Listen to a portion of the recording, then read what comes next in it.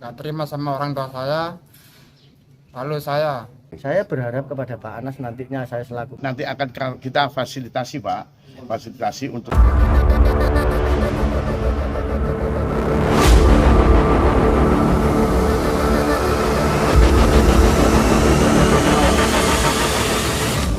Assalamualaikum Tretan, di bagian pertama diberitakan, Anas Karno Wakil Ketua Komisi B DPRD Yos Sudarso Kota Surabaya, menemui Kuswarni nasabah yang bermasalah dengan debt collector.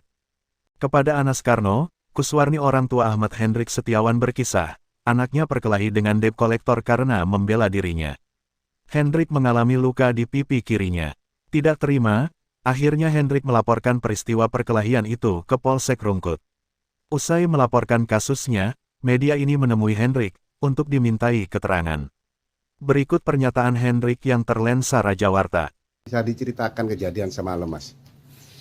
awalnya saya terdengar kenapa ada keributan di kamar orang tua saya. Lalu saya melihat, bertanya kepada ada apa Mbak, kok sampai begini. Lalu anggota mekarnya bentak-bentak sama nggak terima sama orang tua saya. Lalu saya nonjok tapi nggak kena. Lalu saya dibalas ditonjok. Maunya apa? Berapa orang, Mas, yang nyamperin Mas tadi ke rumahnya tadi malam?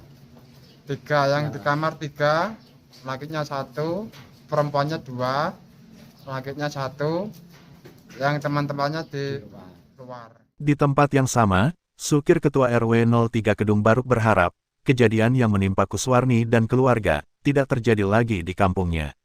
Oleh karenanya, Sukir meminta Anas Karno untuk membentuk koperasi dan menjadi pembinanya.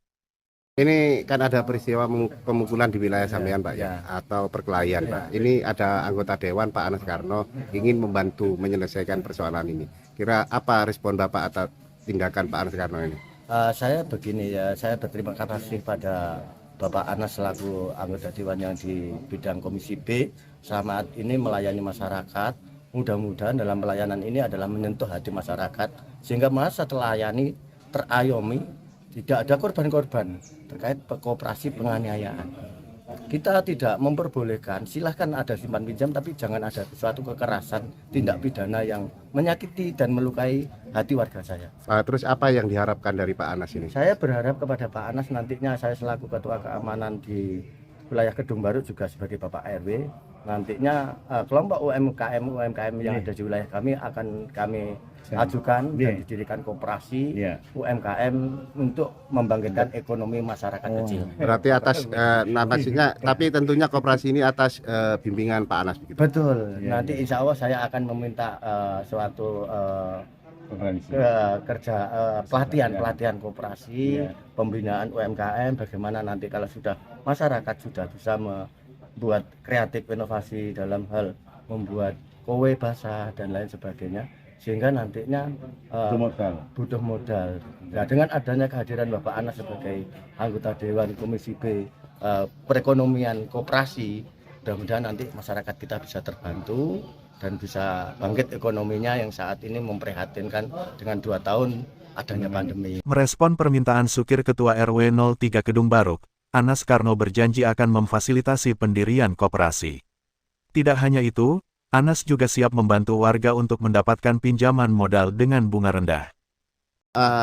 Atas peristiwa perkelahian di Kedung Asem, ternyata penganiayaan ya, ternyata Pak RW meminta Pak Anas mendirikan koperasi untuk warga-warga di sana. Gimana responnya, Pak Anas? ya tadi dari Pak Ketua RW juga Ketua Keamanan wilayah Dungasem itu bahwasanya banyak UMKM yang mana ini perlu pelatihan juga. Kalau pelatihan ini sudah berjalan maka juga perlu bantuan modal.